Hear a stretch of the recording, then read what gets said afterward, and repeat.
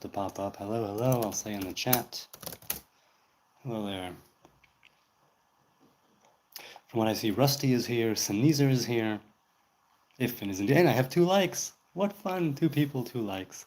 And yes, I'm live, it's the Nazarite, bringing you Hebrew lore from days of yore. Days of yore indeed. It's Nazarite Awareness Week. Parashat Naso, the Torah portion Naso, the longest Torah portion in the Torah.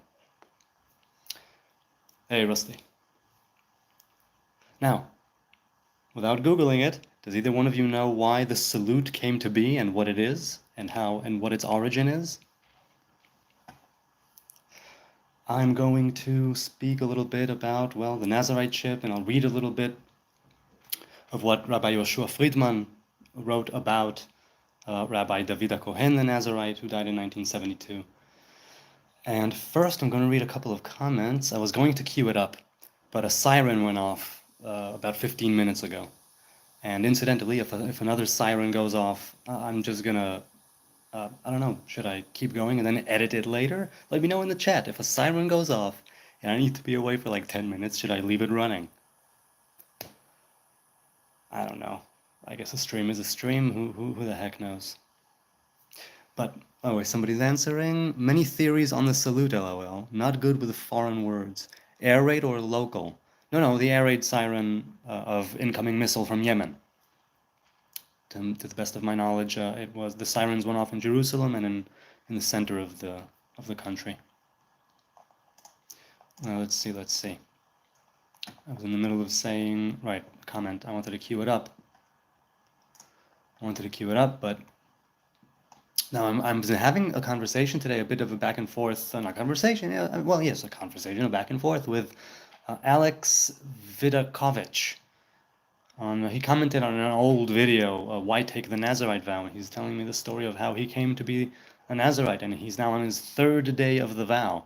So it's, he's not of the children of Israel, so he's not technically a halachic Nazarite, but he took a vow of a Nazarite for himself, and we'll see how that unfolds.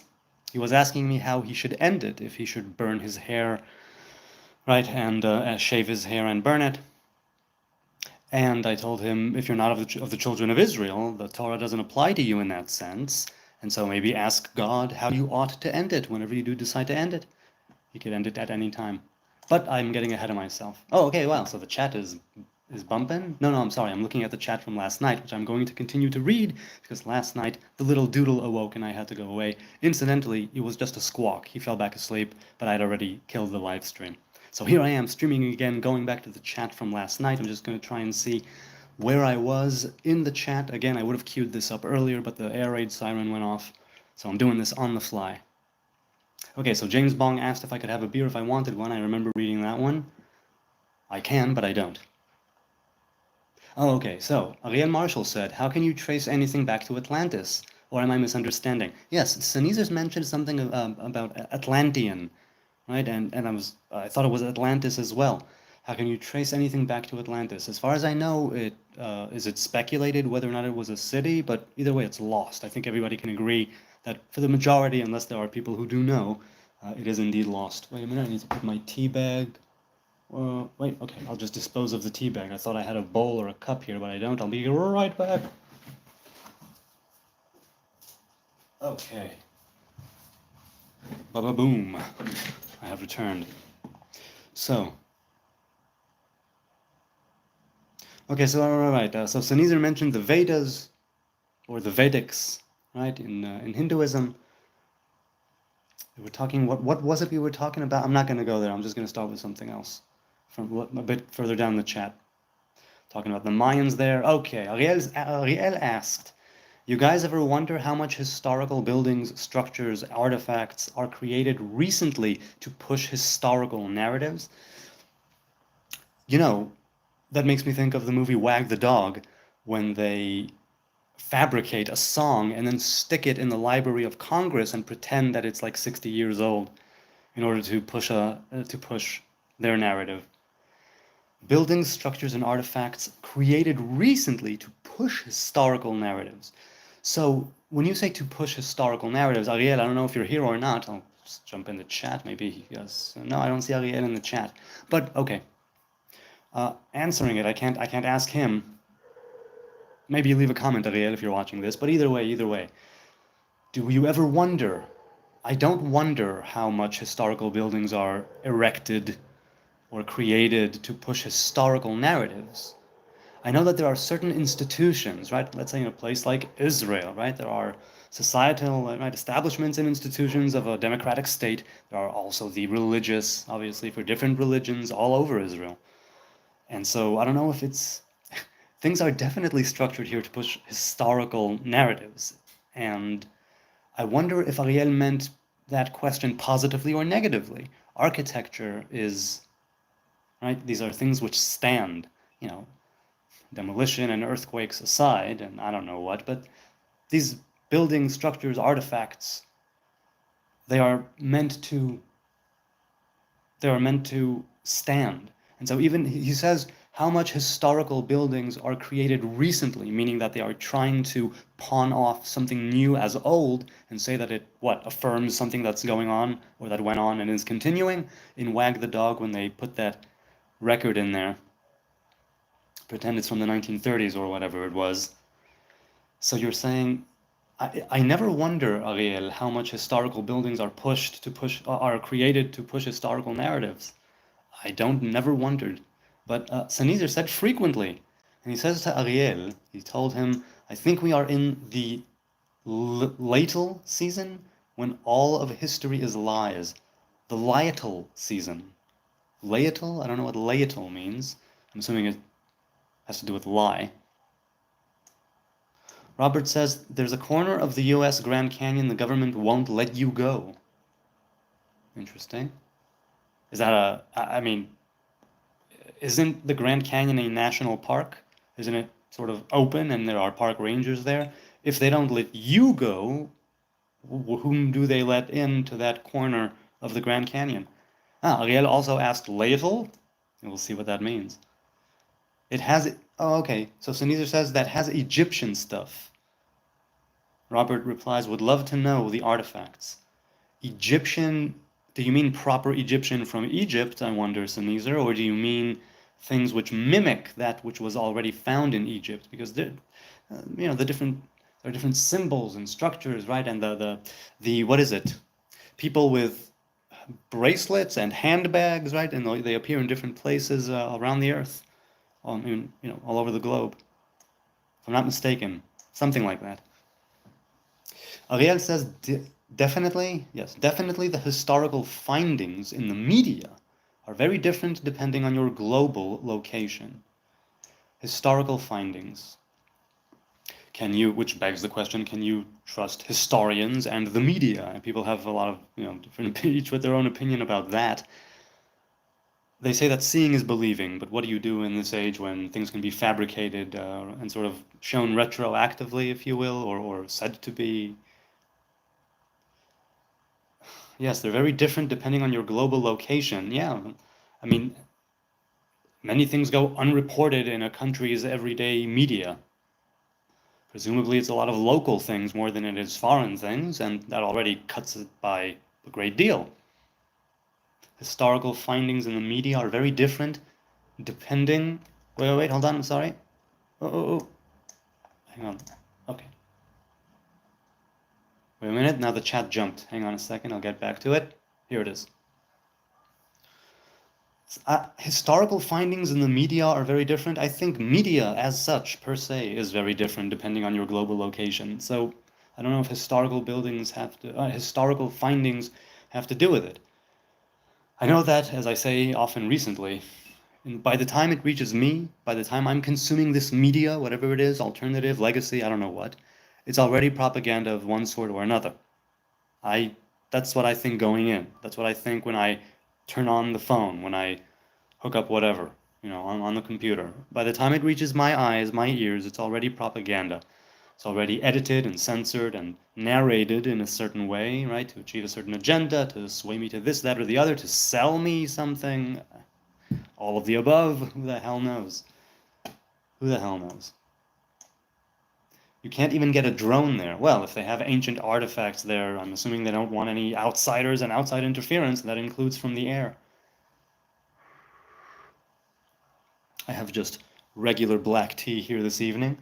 On that note, that I stopped the chat, I'm going to go to tonight's chat and see what's going on over there. Leave it on then. Leave it running. So, hey, Nancy Roach. Hello, Nancy Roach. Good to see you again. Leave it on then. Rusty said, leave it running so we can see you are okay after, please. Saniza says, Israel has the Iron Dome. Very little lands. That is correct. Thank God. It's just shrapnel. Obviously, it would be speculation, re-Atlantis. Okay, so it's speculation. We were talking about 369. That's right. You asked me about 369, and I attributed it to the Sfirot and to the different, to the top 3, the middle 6, and the one which the 9 goes into. So the 369, and we know, right? It's 9 and not 10. It's 10 and not 9, 10 and not 11. But 369 definitely means a lot. Now, no, I'll just leave it at that. Sanita says, I think Ariel's point was that the old buildings are repurposed and only claimed to be modern built. I did not understand that at all from the chat. Parts of the Grand Canyon are open, yes, other parts too lethal. By lethal, how so? Do you mean because you'll get shot by U.S. military if you trespass, or because it's booby-trapped with ancient Egyptian booby traps? Booby. Lethal was a typo of little. Okay, that makes more sense. Rusty says, concrete in modern era lasts from 50 to 100 years, yet we have structures thousands of years old, LOL. Seems we go backwards with some things in life instead of forwards.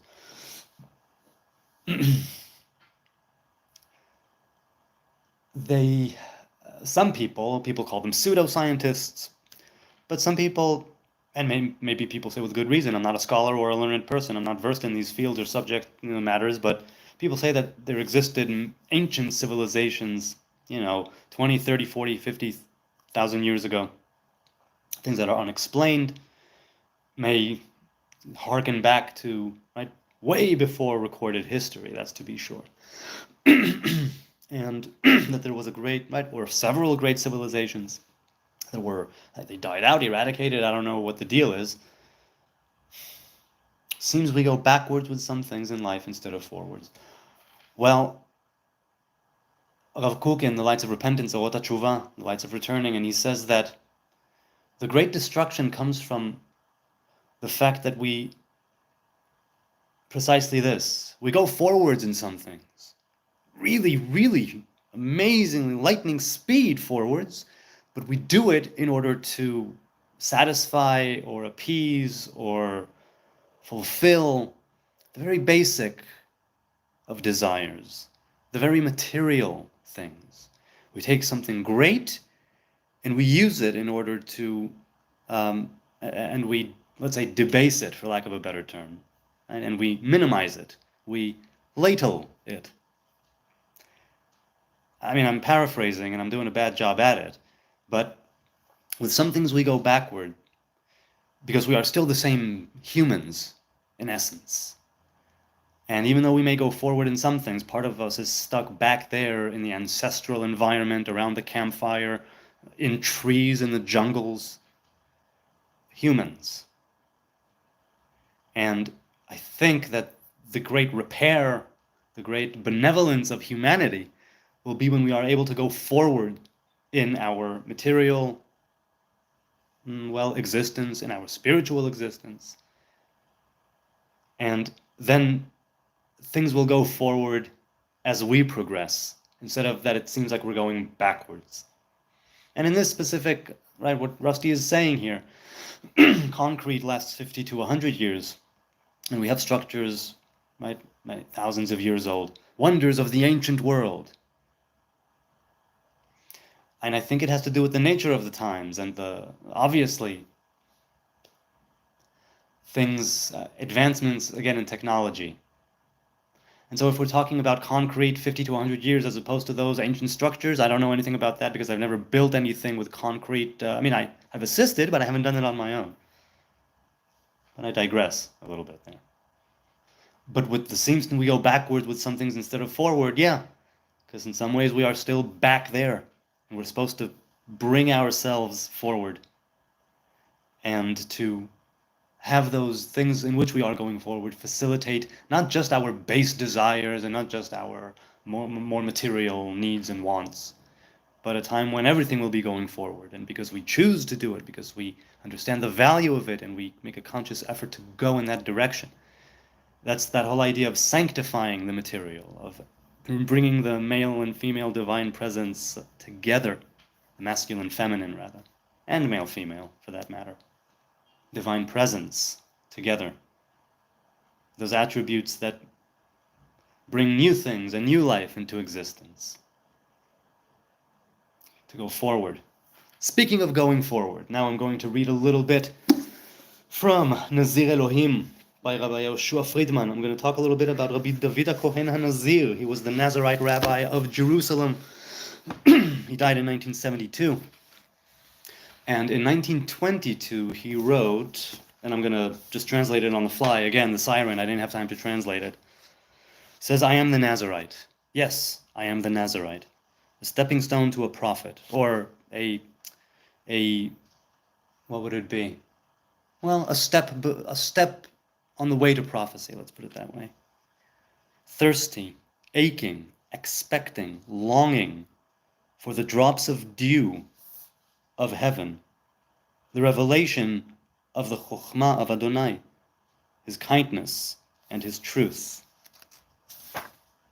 And maybe Adonai will be merciful, and I will not be the only one, but the first one, after which will come others and gather around him, ascended ones, the only ones. And they will carry the burden of, they will carry the burden of carrying the sacred, revealing it in truth, as in the days of the prophets, and you will renew our days as old, or as in Eden, Kekeden. This he wrote in 1922. 11 years later, he wrote, and this I'll end with this quote, and then I'll go back to the chat. A Nazarite I am. This name I take, or I carry, with sacred, what would it be, reverence. If I did not come but only for this, to make this name known, to be in the hearts of the faithful progeny of Israel, the youngest of the flock, memories of the sacredness of their great past, with revelation of Shekhinah, the divine feminine presence, purity and holiness. Okay. To strike in their tender hearts ripples of longing towards this, which will rise and be in the future. The renewing of our days as old, or as in Eden. And for this too is it worth bearing and suffering, and I shall escape. I have much, he says. But for me, the Nazariteship is the beginning, the first ascension for the revelation of prophecy. The first one depends on me, but the last one depends on divine decree and on the generations. How lovely. Harav David HaKohen HaNazir. Harav David HaKohen HaNazir did not drink wine, and so instead of 4 cups of wine at the Seder, he had 4 cups of apple juice, I heard, and so I took that for myself as well. Rabbi David HaKohen was also a vegan. I took that on as well. Rabbi David HaKohen he was very much into philosophy and Kabbalah, and I am not a scholar or versed in those things, but I love philosophy and Kabbalah to the degree that I have learned them, continue to learn them. And I find myself very much, I find a kinship with the Nazarites that I've met, and I have a kinship with Rabbi David HaKohen. May his memory be a blessing. Let's see. There was, he wrote a book, he wrote several books. He would fast a lot. There were times when he wouldn't speak for over 40 days. regularly. I think for the time of Elul, right? For the 40 days before the Holiday of Atonement, Yom Kippurim.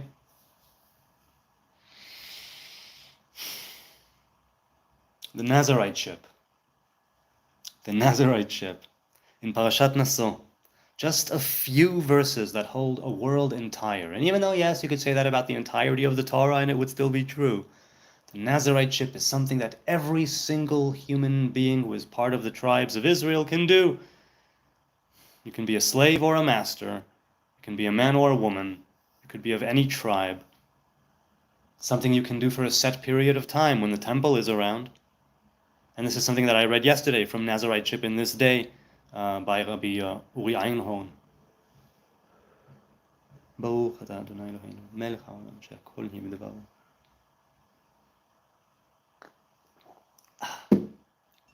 Okay, let's go with the chat. Let's go with this lovely chat. You know what? Before I jump into the chat, I've been on for just over 20 minutes. Right now, 7 people are watching. Hello, 7 people. How are you? I hope you're having a blessed day, a blessed evening, wherever you are, whoever you are. Thanks for tuning in.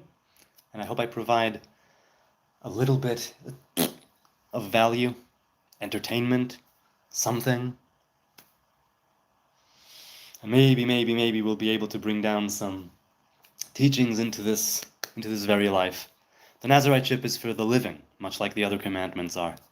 And the Nazarite ship is about living aimed at that tree of life and abstaining from death in certain ways. And when you abstain from that, right, and the hair and the grapes and all, it creates the bedrock of something that is personal to you. The Nazarite ship belongs to the children of Israel, whether you're a Samson Nazarite or a lifelong Nazarite or a temporary Nazarite. Certain things exist there in halacha, right, in the Jewish law. Every Nazarite that I've met or spoken to online, they've had their own unique take on it, their own reasoning behind it, how they were called to it, what they have done, shall we say, with it, how they live with it, I mean, what's called lived experience. The Nazarite ship, it's so rare, and it persists in the children of Israel. It is a great thing. And even though I'm obviously not there yet, as a goal, as an aim, as a stepping stone to something beyond me, the Nazarite ship, I've been under this vow for 15 years now. And I'm always, it's a wonder, the Nazarite ship is. It's a real wonder. Okay, let's continue. So, the concrete... Okay, so Nezer says, things built by the same culture thousands of years ago, Egypt and the Grand Canyon. Okay, so the same culture in different places which are traditionally, historically not associated with that culture and that people. Right, I see. He says, little season perspective is that Jesus returned for 1,000 years as foretold in Revelation, and we are now in the point when Satan has been loosed, lies rule, before the final heaven on earth. Of course, anything Satan's hands touches, said Sneezer, denies that Jesus returned. Wait a minute, the chat just jumped. I'm sorry. Here we are. So, anything, he says, that Satan's hands touches denies that Jesus returned. I know better. So all of accepted history and science. Okay, so Nezer says that we're now at the point when Satan has been loosed, before the final heaven on earth. So as far as you're concerned, Sneezer, what is it that needs to take place? And do you see that heaven on earth as a sort of what Christians call rapture? Or is it something... What do you see as heaven on earth? Is it heaven on earth, the top coming down, or is it heaven on earth, the bottom being elevated, let's say? Rusty says, Nezer, you claim to be religious, yet you are an intolerant racist. It's very contradictory. Was he saying anything racial now, or were you talking about what was going on in the chat yesterday? Nezer says, flat earthers generally know it or suspect it too. though I don't think Earth is flat. Interesting. Flat earthers suspect, well, I suppose if you are, to call them conspiracy theorists maybe would be demeaning, I don't know, but it seems that if you were the type, let's say, to be a flat earther or a believer in such a conspiracy, because it must be a conspiracy to hide it up and hush it up. And so, yes, if you believe in that conspiracy theory, then it stands to reason you would be more into believing other conspiracy theories. So I understand where you're coming from there. Children of Apocalypsis. I've seen you before here. I remember the Apocalypsis. Nice to see you again. I would advise Jacques Ellul's propaganda. Oh, okay, about what I said about by the time it reaches me. Okay, hang on, sometimes I forget to do these. I don't cut and paste, I just open a tab and then I close the window. Okay. The Wikipedia and bookmark. There, now it won't go away. Haha. So Neither says to Rusty, I find myself very tolerant, but you are welcome to your opinion. Not like I have never been called racist. Yet I remind you again, my blood brother is Yemeni. Rusty retorts, you proved your racism over Pakistan the other day. You are vile. Anti-Israel is not racist, Sneezer says. Personally, I think the pyramids are Atlantean, not Egyptian. The Sphinx for sure. Pre-diluvial. I don't know what pre-diluvial means. I'm assuming it's a period of time. Children of Apocalypsis says civilization has been devastating to the natural world and primitive human social structures. Furthermore, all civilizations are inherently unsustainable. That might be the case, but some are demonstrably more sustainable than others. Sustainable for the society or not the earth upon which it lives, to the earth but not the society that it's trying to cultivate or enrich. I don't know if you can have both. Maybe that's heaven on earth, huh? To have our cake and eat it too. Maybe. Now, primitive human social structures, right? The village, the ancestral, multi-generational home. But civilization is very broad. Some would say it's not civilization that wrought that, but farming and agriculture. I know that I think it's Yuval Noah Harari who says that that was like a turning point that didn't necessarily do us many favors, if I'm not mistaken. But it's been a long time since I read Sapien. Is it Sapiens? I don't remember. I read it in Hebrew. Hey, XRP is here. We've been a bit of a back and forth in the chat. There was a chat that I only saw now, but it was 3 weeks ago, and it's good to be here. It's nice to receive comments. It's nice to be engaged with you people. It's lovely that you share with me your anecdotes, your devotion, if you will, or devotionals. I don't know how Christians say it, but many times they'll. And it's nice to have a channel like this where I go live and I press go live, and there are people here, 9 people right now, 4 likes. I'm having so much fun with a cup of tea. I'm so grateful. It's not something I take for granted. It's not something I take at all for granted.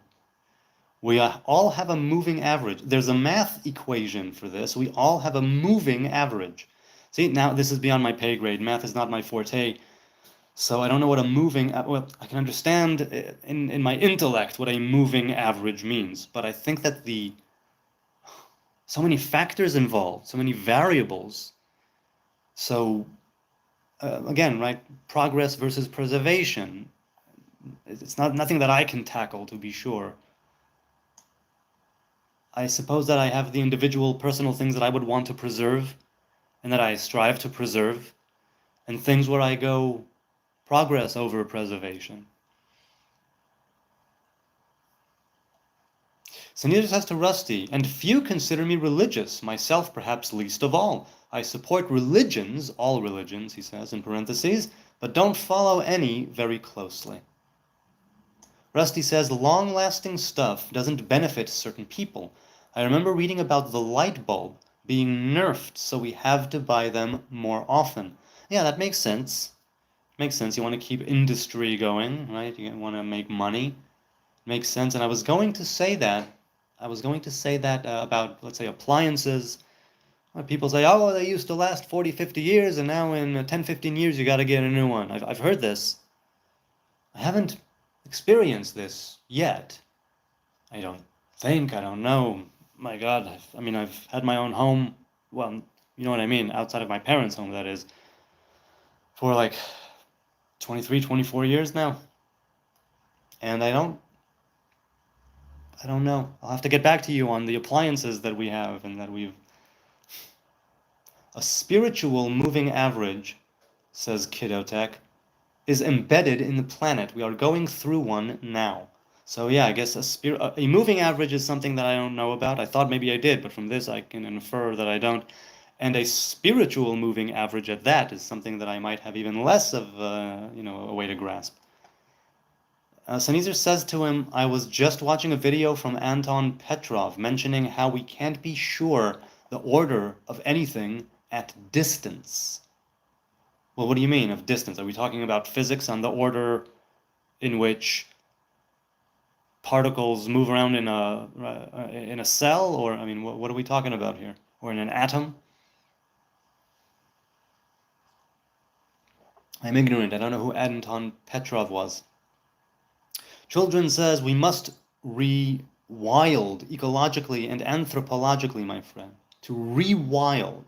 I love that phrase. I love that term. I think that this, in part, is what mushrooms, cannabis, ayahuasca, things of that nature are here for. The organic compounds, I mean, right? Nothing synthesized, but with the organic compounds, right, of herb and mushrooms and the slow release DMT of ayahuasca. Not that I've done ayahuasca, but I've heard experiences, right? I've heard people's testimonials. We must rewild. Now, maybe that's a typo. If it's not a typo, I love the way you phrased it. To rewild ecologically and anthropologically. I think that when you have a society, a nation, whatever it is, a community, where it can be segregated if you want, men and women or whatnot. If you have those psychedelic experiences, those Eleusinian mysteries, if you will, of your own society and your own community, if you take, let's say, right, the birth of a new moon, or the full moon, right, whatever the case may be, right, things like the holidays, which are sometimes on a full moon, Hebrew holidays, I mean, and to elevate as a community, especially now that we don't have the temple, and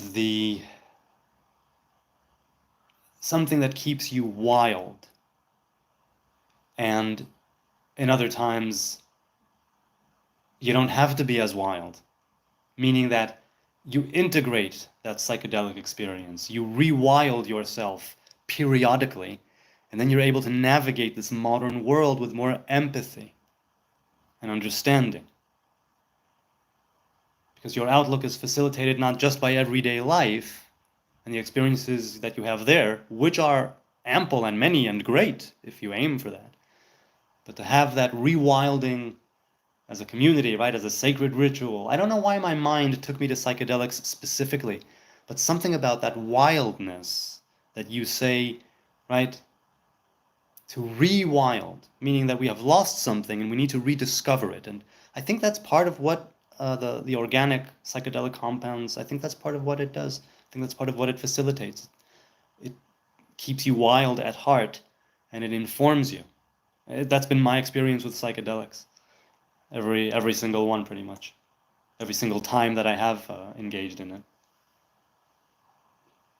Now, I thought of psychedelic compounds, which are being under a psychedelic, in a psychedelic experience from an external thing, meaning something you choose, something you drink, something you smoke, or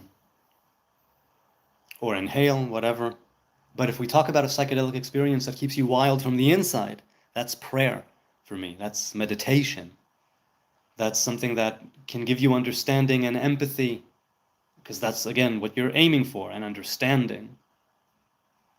That outlook, right, of understanding who you are and expanding your mind, elevating your consciousness, integrating that into your everyday life. Now you're talking about things like ecology and anthropology that I know very little about.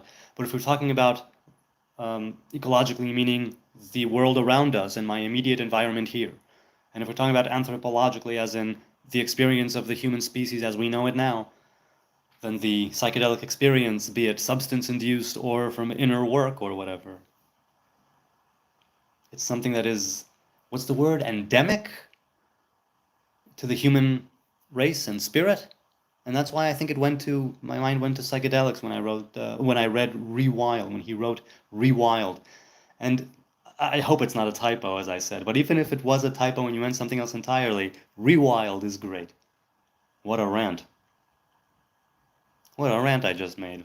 But I like it. I like ranting here. Hey, it's 11 people now. I give thanks to Adonai. So much fun to be here with you. Let's continue in the chat, or should I go for... No, let's continue for the chat from yesterday. Let's continue the chat from yesterday.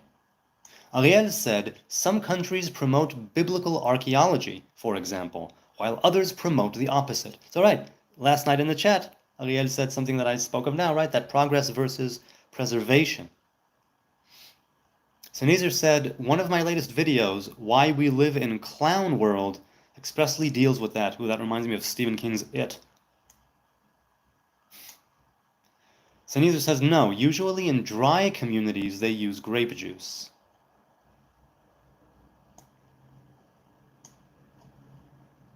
I don't know what we were talking about with the grape juice there. Oh, okay, dry communities. We were talking about dry communities that are alcohol-free, but grape juice is non-alcoholic. It's juice. Shalom and thank you says highlighter or chilighter. I'm assuming it's highlighter. I've never seen that before. Just passing by, he said. From the US. Okay, that's nice. Ariel said, about to eat some vegan con carne. Some vegan chili. Wait, what? Some vegan chili con soy. All right, instead of con carne, it's con soya protein. Just mentioning as a reminder to give it a try, Jonathan, with quinoa or couscous. I do that often. I just had a bowl of couscous with beans and fried tofu from Shavuot, from the holiday. Today was the last day that would be good, so I ate it. I finished it. It was very good. I love couscous. I love it. Where are you, Robert? Highlighter asked. Right, so he answered in the USA. Let's see. Sanisa says, I'll send you the link on Facebook if it's not coming up. You've seen it before. Okay, so I'll check Facebook. I saw something came in. I didn't get to check. Not something I came up with. No, something that was revealed unto me, he said Sneezer. And that was the chat from last night. Am I correct? Is that it? No, there was a bit more. Hold on, I'll try and get to the end of the chat. Boop. Wait. Bop. So. Yes. Ariel, do you like hummus? Robert asked, and he didn't get to answer. But maybe he answers now. Okay, we'll see. So, okay, I'm closing that window. Back to the chat at hand. Hello, good people. I've been on for almost 40 minutes. I am having fun. We are all in a collective trial, says Kidotech.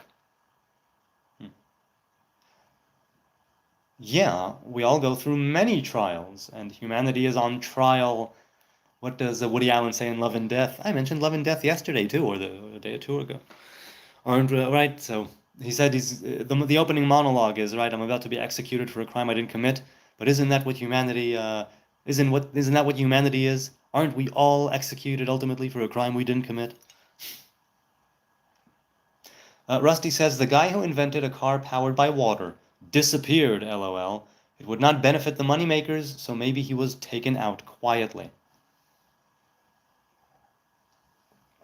I didn't know that somebody invented a car that runs on water, but I do remember a Garfield episode where Garfield is on the Name That Fish game show with Binky the Clown in order to win John a birthday present. And I think that at some point they give him a consolation prize or something, or he's about to win a car made entirely of ravioli. Just load it up on marinara sauce and you're good to go. Something like that. A car that runs on water? You know what?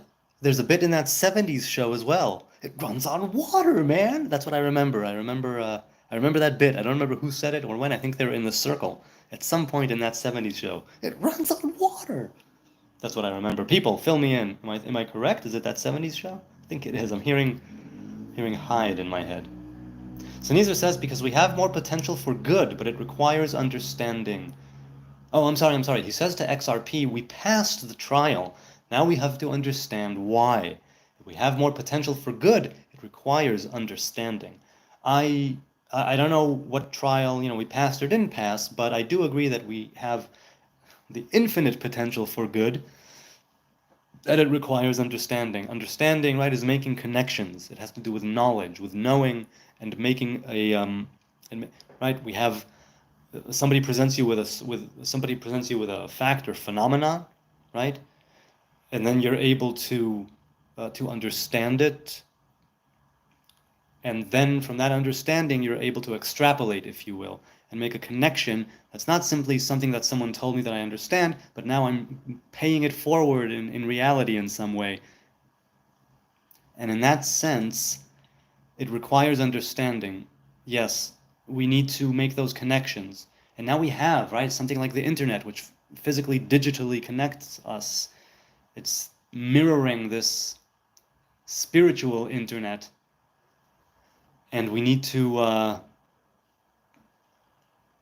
get online with that one as well, as a right, as first, each his own, right? But as that unified human race, because we do have that potential for good, it requires understanding. Bina, lehavin davar mitoch davar, to understand one thing from another. That's what understanding is. I disagree, says Kidotech. I think the massacres in the southern Levant pushed our average down. What's this average? I'm still not understanding here. So neither says to Rusty, many have built water-powered cars. Oh, many have built water-powered cars? I never knew that many people built cars that run on water. Children says the Nazarite is brilliant symbolism for rewilding. This is part of what the Nazarite ship means to me. It's going forward in life, and it's going back to a very, very ancient and primordial place, that wild place. I agree. The Nazarite ship has a rewilding element to it for sure. I understand. I know what you mean when you say that. Siniza says, though most disappeared. So people have come up with cars that are powered by water, and most have disappeared. And how are people hushing this up? What's going on? They catch them at the beginning stages of their experiments when they try to. How do the powers that be become hip to the fact that this cat on whatever street is building a water-powered car? Taylor 26 is here. Hey! Is Yod He Vav He an extraterrestrial? Well, Yod He Vav He is one of the names of God, and one of the nicknames, if you will, of God is Hamakom, the place. And they say, why is Adonai also called Hamakom, the place? It is because he is where the world is situated, not the other way around. He is the place, if you will, where everything else takes place. So when you say, is Yod He Vav He an extraterrestrial, he is not extra nor terrestrial, but extras and terrestrials are embedded in that revelation that we call Yod He Vav He. So, not sure what you mean, but the name Yod He Vav He runs the gamut of creation from the tip of the Yod to that leg of the He. So, in that sense, yes, extraterrestrial indeed, and in some ways, no. Rusty says no, but I'm starting to. This sneezer is. Wait, what? I'm starting to. Oh, okay, so he's building. I'm sorry. I'm starting to. This sneezer is. I'm not sure what he means. So Sneezer said to Taylor, the creator of Earth must by definition be extraterrestrial. There you go, well reasoned. Seniza says to Rusty, time traveler, not alien. Taylor replies, Yod-Heh-Vav-Heh is the most powerful god of Earth's pantheon, yet I don't know that he is the creator. Well, again, it's a name. A name signifies a kind of revelation. It points to a certain revelation. But the creator, Boré, is also in and of itself a name that is attributed, right, with a certain sphira, a certain emanation, a certain revelation, There is nothing, right? We don't know. It's like in Babylon 5, where you have the Vorlons, and when they meet other species, they wear what's called an encounter suit, and nobody knows what they look like inside when they are outside of their suit, right? They only suit up when they meet other races and are in with other, right? And when they commune, but among themselves, they don't wear this encounter suit. And in the very same way, the Creator, right? It has many revelations and many names and many, but it's nothing. That's not it. That's not it. We can't know. It's unknowable. Right? If we can sense it, if we can utter it, if we can phrase it, if we can think of it, it's automatically not God. Taylor 26 says to Sneezer, Yod-Heh-Vav-Heh only stands for kosher animals and the Jewish people. He's not for unclean animals or Gentiles, so why would Yod-Heh-Vav-Heh have created the unclean animals and Gentiles? He continues and says to Sneezer, the God of a nation is distinct from the Creator. The latter, ideally, would be for everyone, not just one group. Right, so likewise, in the same way, there's that God which is humanity, the God of Eden, before nations and tongues and cultures and groups. And when we were all vegan, the animals and the humans, and the human animals. But if it's a God of a nation, that already is the breaking apart, if you will. And then you have, right, the polytheism, the monotheism, which is one God revealed in many ways, right? Many gods, or a God revealed in many ways. It's still that poly issue. So there's a part of God, if you will, a revelation that is more ancient, that is for everyone. And then there's a revelation that is more for the children of Israel, hence why the children of Israel are bound by the Torah and the commandments and the covenants of the children of Israel, and not the nations. We have different tasks, we have different jobs, we have different purposes, but they all go back to the same human root. Seek Truth says, Shalom, Shalom from Oklahoma, brother. Shalom to you. Rusty says, how do you know what Yod-Heh-Vav-Heh stands for, though, Taylor? Kedotic says, so we brought Abrahamic faith to the New World through the Sephardi crypto Jews. Through the Sephardi crypto Jews, we abolished the Satanism of the Aztec human sacrificers. This was a trial that God won over those Satanists. Well, these are not Satanists in the modern day, let's say, LaVeyan Satanism, right?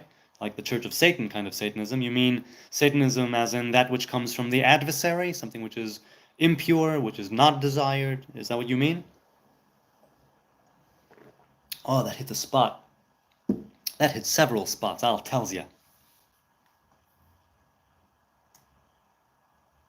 I did not claim Yod-Heh-Vav-Heh created Earth, Sneezer says to Taylor. Though many believe it. Oh, wait, it jumped again. Hang on a moment, I'm sorry. Where? Oh, wow, a lot of chat. Good people. It's so nice that the chat is going. Let's continue here. Where is it? Here we are. Children of Apocalypse says, Baruch Hashem, praise be God. More, blessed be God.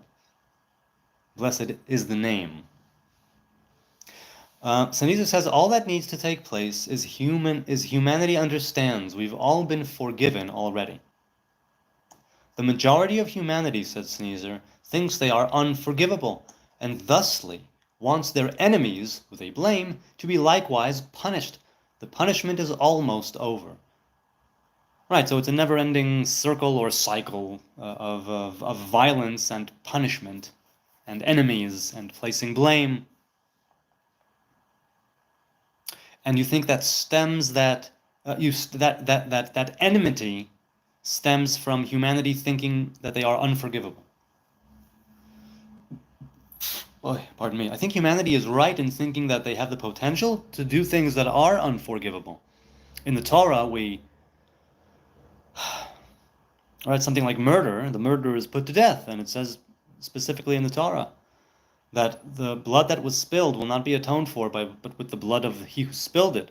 Now, of course, I always, what's the word I'm looking for? Anyway, I always add that the Sanhedrin that would execute a person once every 7, or some say 70 years would be considered lethal.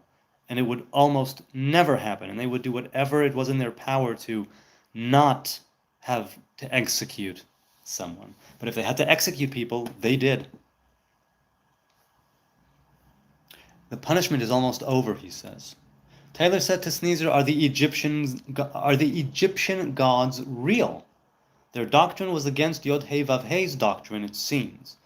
Now, there are those who say that part of what Israel, when it was being formed into a nation in Egypt, right, in that furnace of iron, part of what they did was they took certain elements of the Egyptian pantheon and worship, and they koshered it, if you will. They took it to themselves, and they made it a Hebrew way, dedicated to Adonai. There were Egyptian rulers that were really, really monotheistic. I don't remember any names right now, but I do know there was a dynasty or a few rulers within a dynasty who pushed the one God thing very, very, very much. I think it was King Tut's father, I think. Could it be? King Tutankhamun, his father, or maybe it was his grandfather, I don't remember. So the doctrine being against Yod-Heh Vav-Heh's doctrine, it seems. I know that in the story, right, of the Exodus, it's Egypt that needs to learn of Adonai. Paro says, right, Pharaoh says, I don't know Adonai, and I'm not going to liberate the people of Israel. So like, oh, well, I'll teach you who he is. It's cool, I'll take you to school. The Egyptian gods, plural at the time, were subdued in this, people call it myth, people call it fact, whatever you want to call it, in the Bible, in the Hebrew Bible. There are maybe certain things that Israel took from Egypt, but we Israelized them, right? We brought them into the Hebrew fold. And so there was an element there that was, let's put it this way. There were certain names, right, of gods, let's say, that were taken from there as well. There's the idea that the people of Israel took certain things, and that's why they couldn't go into the Holy Land. And they had to die, everybody but Caleb and Joshua. Are the Egyptian gods real? They are real. I know that you asked Sneezer and not me, in the sense that gods are real. It's revelations of God that people worship as gods in and of themselves, right, of their own accord. But that's not the case. In the Hebrew faith, we have one God and many revelations. Those revelations, right, things like the moon and the stars and the sun, people worship them. And the Torah says, no, don't worship anything above the earth, in the sky, or on the ground, or in the sea. Nope. Many faces, many revelations, many apparitions, many costumes and masks, and one God, unknowable. And everything else is there for you to understand who you are in relation to that Creator, to awaken and stir that image of God that you were born in. Are the Egyptian gods real? I'm going to say as real as they come, yes. Their doctrine was against Yod-Heh Vav-Heh's doctrine, it seems. Not necessarily. It fit the Egyptians, but it wasn't fit for the Israelites. They wanted to stamp out that Hebrew thing. And to enslave somebody, to try to take away their identity, that's something that will meet with a lot of pushback. And it was necessary for the Israelites to be enslaved there, right, in that iron furnace, in order to become the people who they were and who they are. The doctrine being against Yod Hey Vav Hey, I don't know where you see that exactly. But okay. Kiddo Tech says, nah, bro, we ain't forgiven. This is our test, bro. Are born, yes, with a kind of clean slate, but there is a cosmic karma on our souls from past lives or sometimes ancestors. Sneezer says, all gods are perspectives of the one. Yeah, so pretty much same thing. Same thing. Taylor says to Sneezer, the Egyptian sorcerers were able to copy a few of the plagues that Moses and Aaron did. Nachon, so it says. Sneezer says to XRP, Jesus died to prove us forgiven. Taylor says to Sneezer, no. From a reading of the Torah, it says that Yod He Vav He is at war with other gods. Yes? Adonai ish milchama, Adonai shmo, a man of war. Sneezer says, well, ego is very much at war with the various perspectives of God. That's a lovely way to put it. A lovely way to put it. Numbers 21:14 says, Taylor, the book of the wars of Sefer Milchamot Adonai, the book of the wars, that was lost. Kidotech says, nah, bro, Jesus did not die for that. Jesus was murdered in a human sacrifice that he had fulfilled at the last ultimate sacrifice, so our faith will no longer have to do animal or live sacrifices for God. Yes, the Christians say that Jesus fulfilled the covenant, and so now there's a new covenant. I always found it kind of contradictory to what the old covenant itself says, but that's just me, and I'm not a Christian. Children says, yes, the agricultural revolution laid the foundation for civilization. Okay, so yeah, I remember that correctly. That's what Dr. Harari was saying there.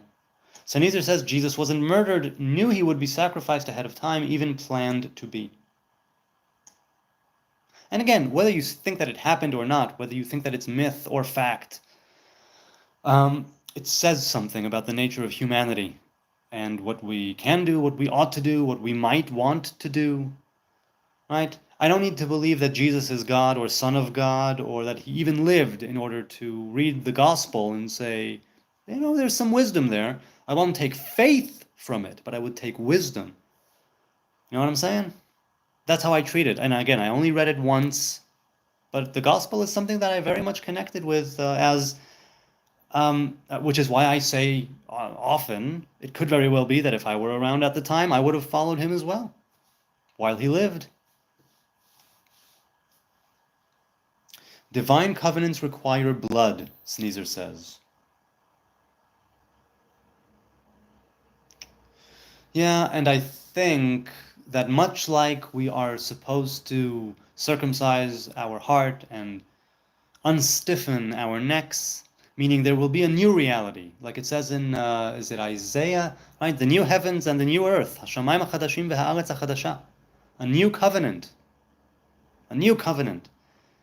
where the necks won't be stiffed and the hearts will be circumcised and divinity will flow into that human experience like an IV line.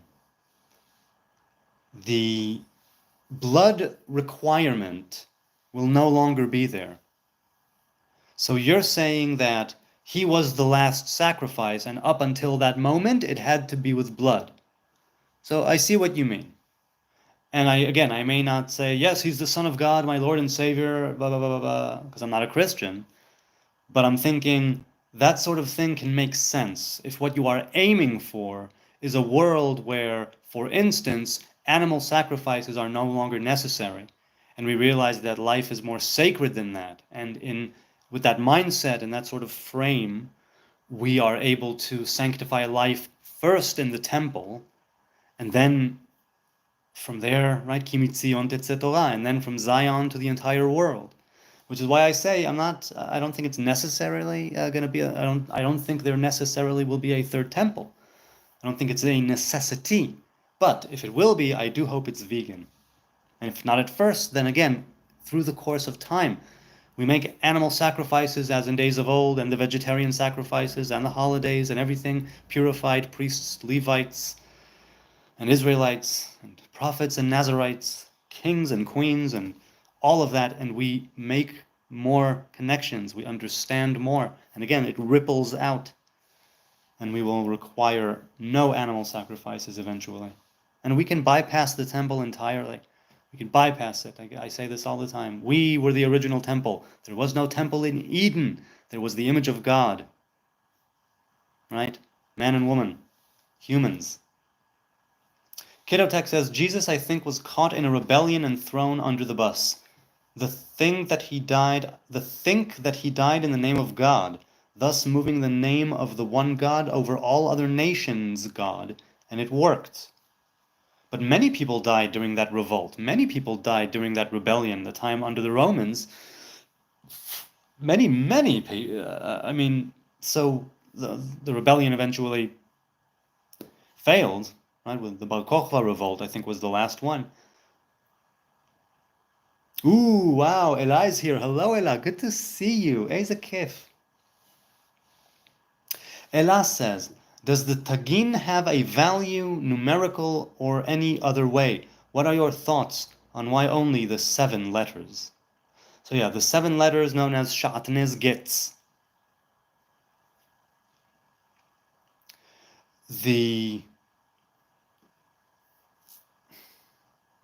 Let's put it this way. I know that the Pardes Rimonim by Rabbi Moshe Cordovero speaks of the tagin. He speaks of all the tanta, ta'amim, nekudot, tagin, otiyot, meaning the melody, the punctuation marks, the crowns of the letters, and the letters. The tagin, as Ella calls it, is the crowns of certain letters. Certain letters have a single line as a crown. Certain letters have 3 lines, and certain letters have no lines on top, right? No crown. We have 6 with a single crown, and we have 7 with a triple crown. And no, let's just leave it at that.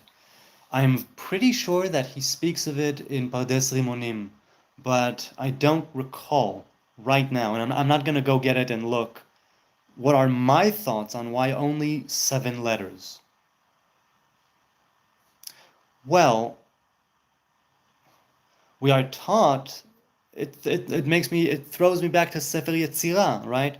The Sheva Kfulot, the 7 double letters. But the 7 double letters are not Shatnez Getz, they are Bagad Kaparat, right? Bet Gimel Dalet Kaf Perej Tav. So it's not the same letters. So it's just 7 letters makes me think of that. I'm afraid I don't know if the tagim, I don't know offhand if the tagim have they definitely have a certain, again, there's a meaning for all of these things. And there's a meaning, right, which is why the Ari writes them a little bit differently, the letters of the scribes. The Ari, it's a little bit different for that reason. But unfortunately, Ella, I don't want to say the wrong thing. I don't want to point at things that aren't really there. I don't know the answer to your question. So I don't have thoughts on it because I can't pull enough information from the ether of my mind. I can't pull enough to make a coherent understanding in my mind of the answer. So I have no answer. But I usually do. If I don't answer something, because what do I know? If I don't answer something, I at the very least address it. But this I feel I can't even address. But let's think of it this way. No, you know what? I won't. Because then I'm going to start perhaps making connections where none exist. And I don't want to do that. That's not proper learning. And even if it's speculation, which is allowed, it's not something I would want to do here on the fly. So, I'm sorry, Ella, but I like it that I have 0 really to say about it, 0 answer, no way to really address it, because I just don't know enough about the Tagim, even though, again, undoubtedly, I read about it in Pardes Rimonim. This is precisely why I am now going through the Pardes Rimonim. It's my 10th year of learning this book. And if learning might be a strong word, reading the book. And I'm now in my 3rd pass. I'm in kind of the middle of the book, a bit after the middle of the book. I've finished it twice before, and I'm going to finish it, I guess, well, I have no idea, I wouldn't guess. But it's now 10 years, and I've read it 2.5 times. The magnum opus, some say, of Rabbi Moshe Cordovero, that he wrote from 22 to 26, or 20 to 26, something like that. And I'm faced with this lovely question by Ella on the tagim, the crowns of the letters. And I have nothing to tell her because I just don't know. And I would love it, Adonai, please, let me be worthy and merit this, that I will be able to, at the very least, address every question I'm thrown at. Or every question I'm thrown, and thrown at. I would love to know, to be able to pull it, right? To pull at that thread that holds knowledge and information and wisdom that in some cases does exist in my mind, not because I'm all-knowing and wise, far from it, but because the Torah, certain things have embedded themselves, at least to some degree, in my mind, and there is a kind of, well, let's leave it at that. And at the very least, like I say, if I can't pull something that I know is concrete, a certain teaching or something, then I'm able to address it. But here I don't feel I can even address it. So I would love to be able to address this question on the fly, right, offhand.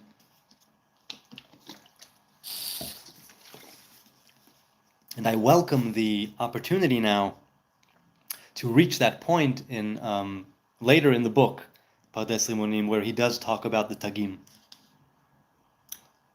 What do you think it means, Ella? You posed the question. I'd love to know if you have an answer. What are your thoughts? 7 out of 22 Hebrew letters is pi.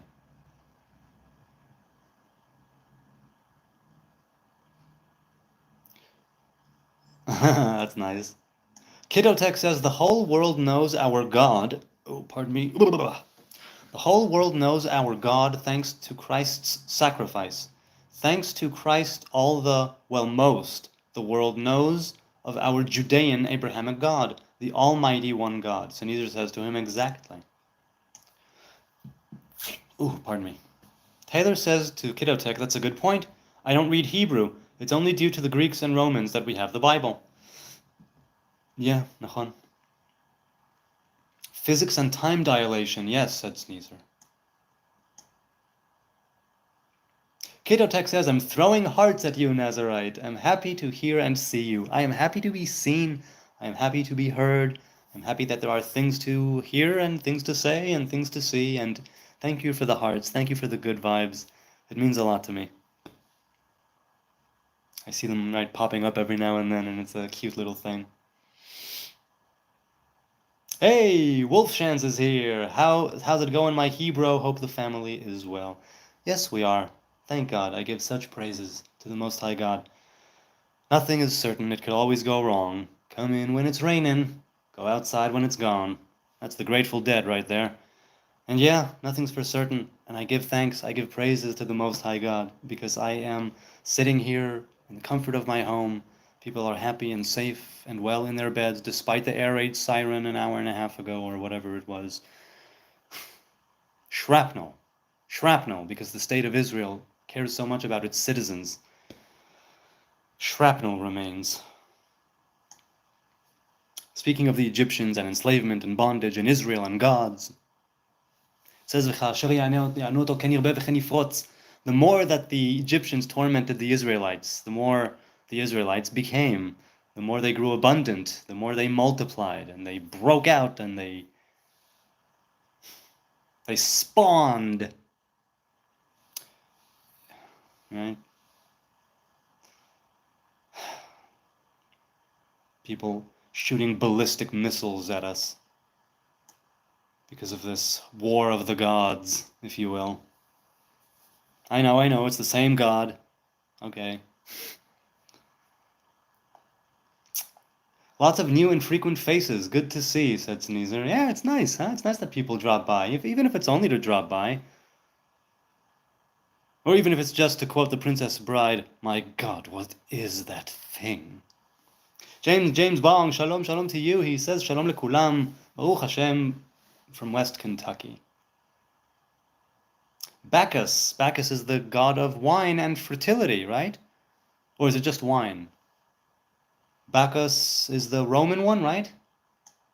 I think.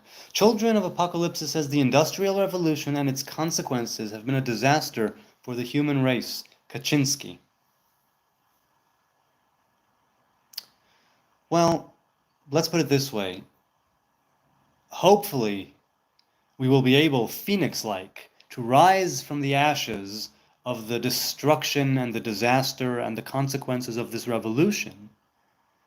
And after after this digital revolution, we will be able to rise up and be more than what we are. Aim forward, aim high. Don't just use all of this technology, the world at your fingertips to satisfy your most basic or base, debasing, right, wants, desires. Aim it high. Build yourself into the type of person that would want that, despite the fact that you're just human and you're also an animal. Elevate your soul, right, so to speak. Or rather, elevate yourself. Have that divine soul be made manifest, right? You have the divine soul and the animal soul, as it's known. Nefesh behemit, nefesh elohit. You are an image of God, but you're a human animal. You got to reconcile that, and you got to know that you can reconcile it and move forward. That's what we're trying to do here, man. We're put here on this earth to be more than what we are, on an individual level and on a global human level. But it starts with you, me, here, now, things you can do, things you ought to do, things you want to do, things you have done, things you will do, things you may never get to do. Memento mori, people, memento mori. Why I could die in 5 seconds from a brain aneurysm that I never knew was coming. So Mirza says to the children, not the children, just children of Apocalypse, necessary to bring forth AI, the cure to Babel. Took us some 3K years to overcome Babel. Let's never try to overthrow God again, he says. Yes, let's not do that. Let's embrace that divine revelation that we do share on an all-encompassing human global level. Let's not have our nation gods, let's say, be a hindrance to the coming together of humanity in peace and love. This morning at the gym, I was listening to Extreme's album, 3 Sides to Every Story. There's a bit there in the song Peacemaker Die. It's a lovely concept album. I think it's underrated, and I think it sort of went under the radar because there were so many other great albums during that time. So Extreme there, they play a bit from Martin Luther King Jr.'s I Have a Dream. And that's what I was thinking about right now. I'll tell you, it's nice. I was on 10 weeks parental leave, right? Paternity leave, and I went back to work 2 weeks ago. I've been able to return to the gym fairly regularly. It's so good to be back at the gym. It really, really is. It's lovely that I get to have that be part of my morning routine more often than not, and I hope to continue that. I didn't get to work out as much as I wanted, as I said, during the 10 weeks of paternity leave.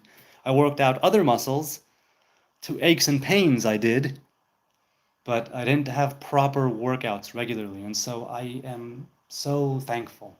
So thankful. So yes, let's not try to overthrow God. Let's learn to incorporate that divine revelation into our being, overcome our faults and frailties, overcome the barriers and the boundaries, overcome our limitations, overcome our ignorance and our misunderstandings. It starts with us here and now, to each his own, whatever's going on in your life. Grab some agency, let God in there, by your own definition of what God is.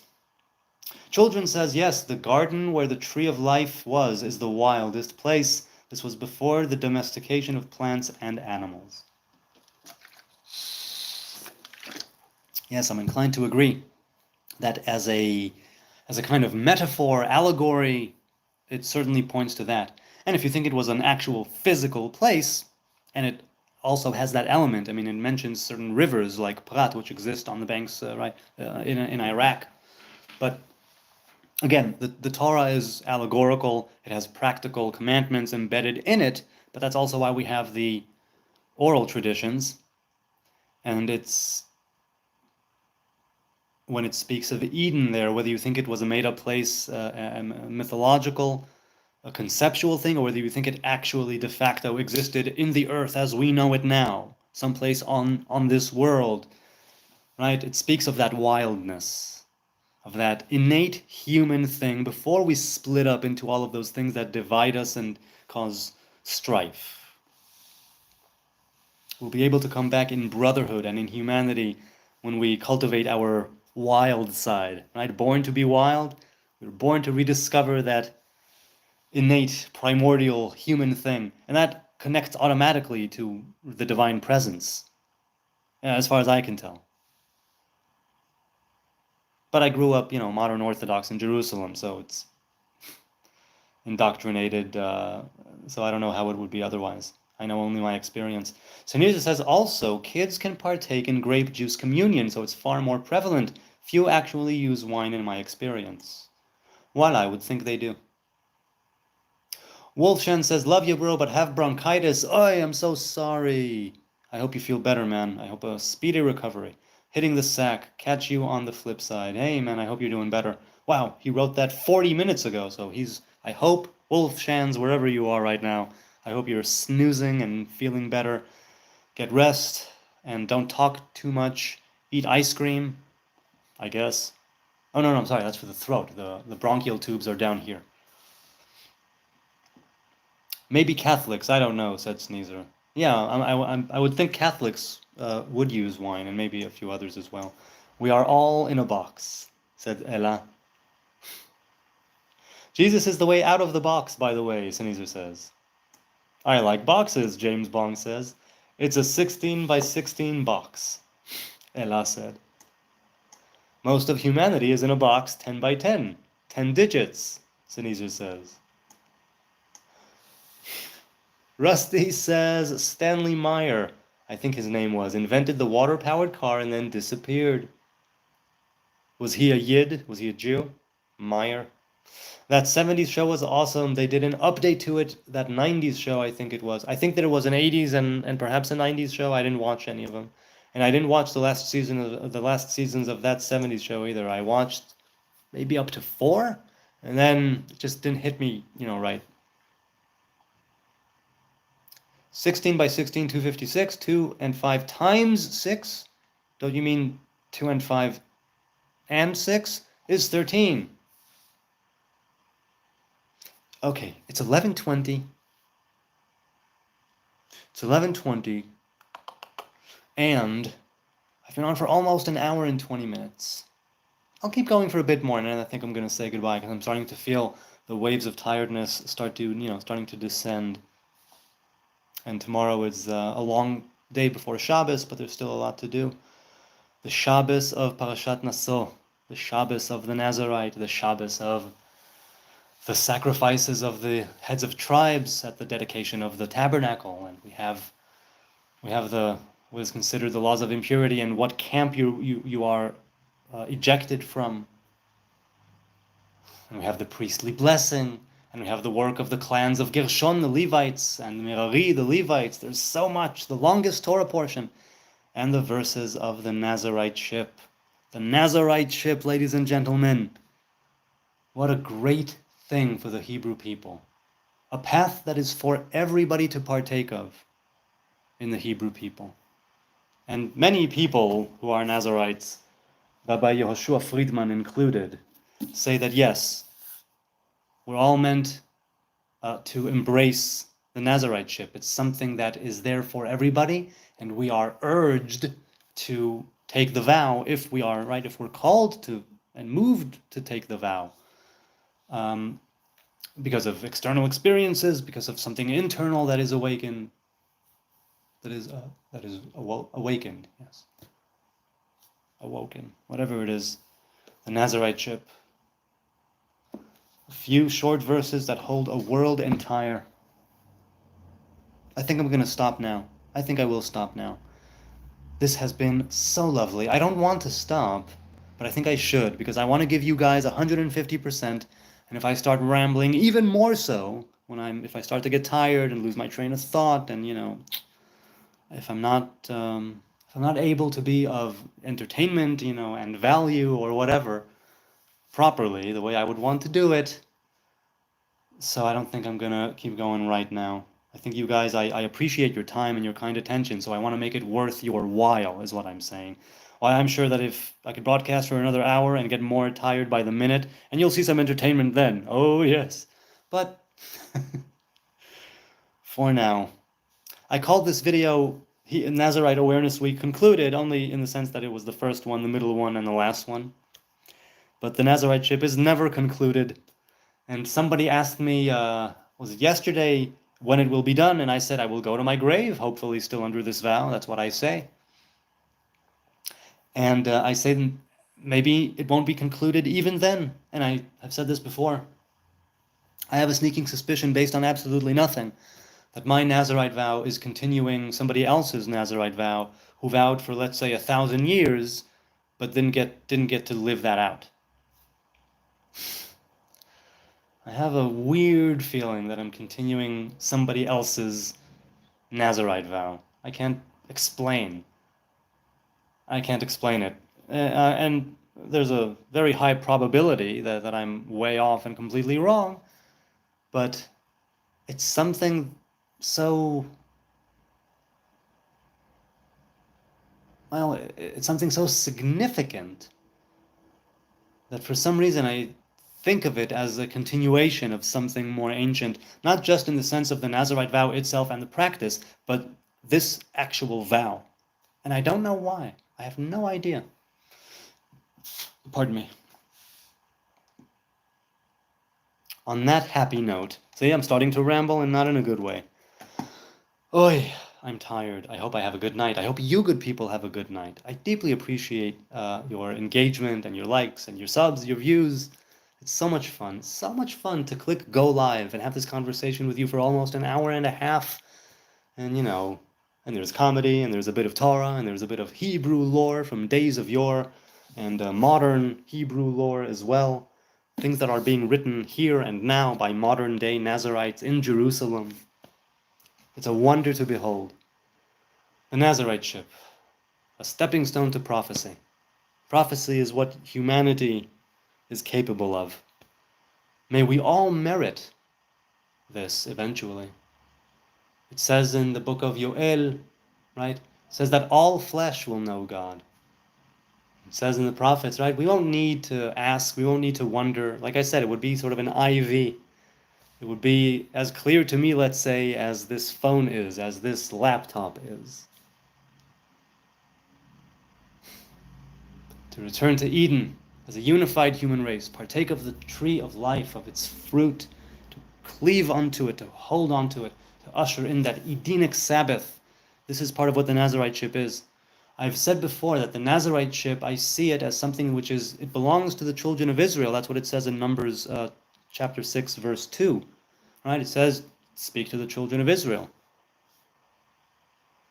And the Nazarite ship does for the children of Israel as other things do in other religions and paths and cultures and ways of life, that way of elevation, that way in which we all can connect to God on a very deep and intimate level. And it can be done in other ways, yes. But the Nazarite ship to the children of Israel, it can be done by anybody. And in other ways, in other nations, they have their ways of achieving this as well. Because eventually, right, we are human. Before we split up, before the breakdown before that vessel of humanity was shattered, we were one thing, right? It was the divine revelation and mankind and nature in Eden. To go back to Eden in the way that we bring Eden into this world here and now, speaking of heaven on earth, that's the Nazarite ship. Like David Kohen, right?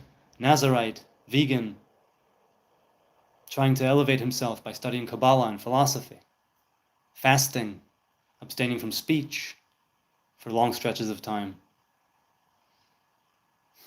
There's so much utility there. And it affects not just the individual who engages in this vow, but it affects, I think, those around him or her. In other words, that's why Amos, the book of Amos, right? The prophet says that I brought up your children for Nazarites and your men for prophets, or the other way around. Right, your sons for prophets and your young men for Nazarites. Nazarites and prophets are mentioned in the same verse. It's based on that verse that certain comparisons have been made between the Nazariteship in the children of Israel and prophecy in the children of Israel. Right, one being a stepping stone, right? The Nazariteship being a stepping stone to prophecy. Prophet brings the word of God through speech and through allegory and metaphor and through acting things out in front of the eyes of the children of Israel who see him or her. A prophet is a performative thing, if you will. The Nazariteship, I suppose it reveals something else, but it's not in speech, right? It's simply by virtue of the person being a Nazarite. That already is something that speaks volumes. And so even though it's a rarity nowadays, it's something that still exists and persists in the Hebrew people, and it is a wonder. And I hope, truly hope, to attain that name and to live it and really, truly embody that name of Nazarite and to right my wrongs, to be worthy, to merit wearing that crown of the Nazariteship.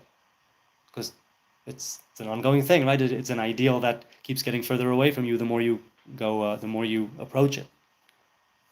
Like tshuva itself, it's something that can't be realized fully in this life, in this world. Because there's something else that still needs to be done, another task that needs to be accomplished. And the Nazariteship and the children of Israel, it points straight to that in my experience. And other people can arrive at all kinds of things through all the other commandments and the covenants, and Shabbos and marriage and sacrifice when the temple was around, bringing together that masculine and feminine divine presence here in this world, yielding new things, bringing new creations into existence, spiritual and material alike. And the Nazariteship touches on that crown, that place before masculine and feminine, that place where they are one, the root. May we have a wonderful night, a wonderful day. Maybe I'll go tomorrow live before Shabbos for one last video on the Nazariteship. Or maybe I've ranted and rambled on more than I ought to have. I don't know. But I'm going to say goodnight now from Jerusalem. I'm happy we didn't have another air raid siren.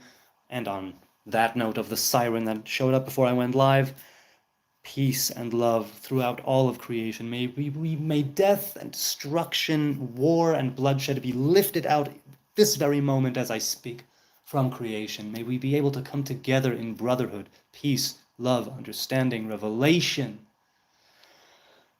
Know ourselves, know our shared humanity, and be able to move forward and not have it seem like we're going backward. Or move forward and renew our days as of old, as of in Eden. Laila Tov from Yerushalayim. God bless. Be blessed. Be a blessing.